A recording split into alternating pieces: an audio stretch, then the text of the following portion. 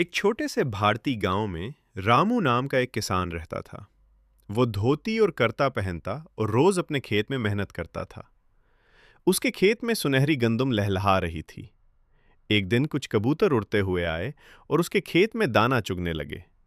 रामू ने यह देखा तो परेशान हो गया और बोला, अगर ये ऐसे ही खाते रहे तो मेरा सारा अनाज खत्म हो जाएगा। उसने कबूतरों को पकड़ने के लिए एक जाल बिछा दिया।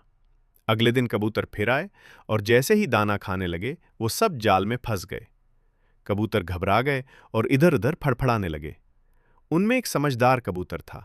उसने कहा, डरो मत, अगर हम सब मिलकर एक साथ उड़ेंगे तो बच सकते हैं। सब कबूतरों ने हिम्मत की और एक साथ जोर लगाया। अचानक वो जाल समेत आसमान में उड़ गए। रामू ये देखकर हैरान रह गया।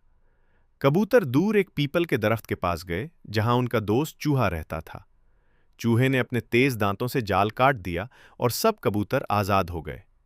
सब कबूतर खुश हो गए और उन्होंने सीखा कि इत्तेहाद में ताकत है।